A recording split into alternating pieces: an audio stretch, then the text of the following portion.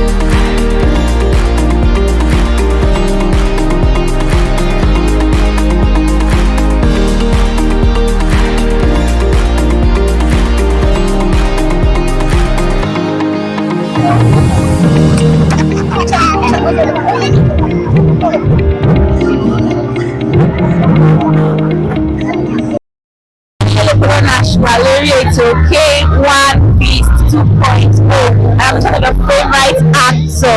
What do you want to check in on the child of Folopo? Key for our Kobale Key, ẹ kálẹ́ ọmọ kí ni pé ojú tó ń wọ̀ nígbà ìbọn because ṣe dákẹ́lábà aṣọ́dún ayọ̀. Èsì nǹkan méjì fàájì náà ni láti sọ̀rọ̀ wà sáyìn ní fàájì bí ẹ̀kọ́ kọ́ ni èsì bá ní jẹ́ pé ṣeré òní bọ̀bọ̀ ní bẹ́ẹ̀ dùn. Àkọ́kọ́ ni wípé èmi àti K1 bí bàbá lọ́jọ́ sí so wọ́n láwọn leadership qualities tó kọ́ tó yìí fẹ́ àfitẹ́rì àkọ́kọ́ pẹ̀lú pé wọ́n wà extremely knowledgeable. Wọ́n ní ìpàdé pọ̀ wọ́n ṣe ní orí nìkan ìpàdé pọ̀ ẹlẹ́kẹ̀kẹ́ ọ̀pọ̀tọ́lọ̀ fún wa ẹlẹ́kẹ̀ta ní pé is a very basic good man ló fọ́ fún mẹ́tọ̀ báyà.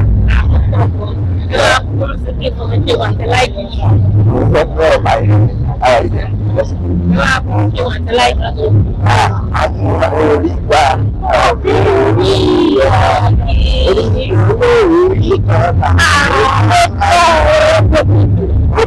Yes, I thank you very much. Thank you very much.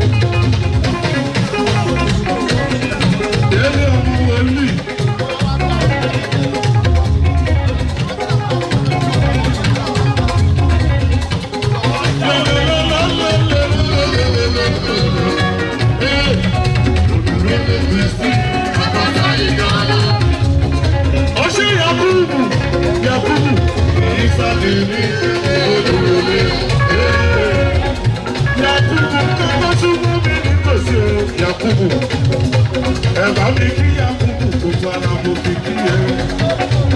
Yakubu orúkọ tó bá mi là ó ṣègùnú mi tó bá mi lórí ayọ̀.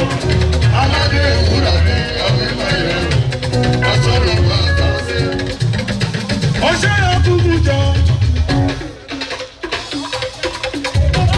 Kẹ́tẹ́kẹ́tẹ́ láti mo dé ẹ̀rọ Yakubu.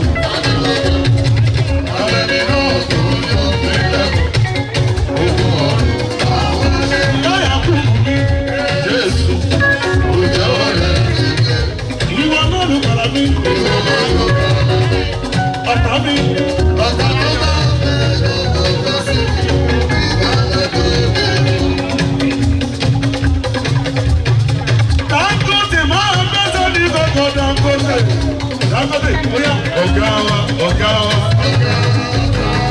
ó ṣe Dangote.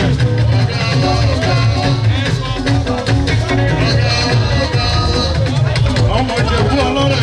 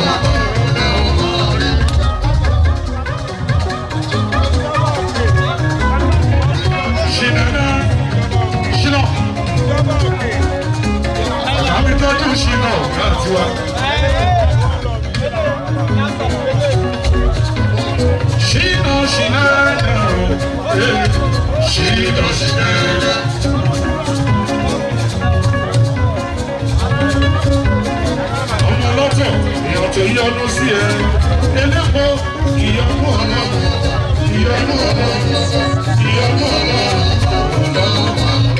Dangote, ó yá àánú lórí gbà. Ọ̀gá àti wa Dangote, ó ṣe bí ọ̀la, parí ọ̀rọ̀ kan oṣù. Ẹ bá mi kí Dangote, ọ̀gá tí wa. Ṣẹ́wọ́dà lórí Dangote ọ̀gá tiwa. Dangote àdúgbò rígbà àti orí ọ̀rọ̀. Thanks for watching this video. Please don't forget to click on subscribe button. Kindly comment and share. We drop new videos daily. Thank you. God bless you.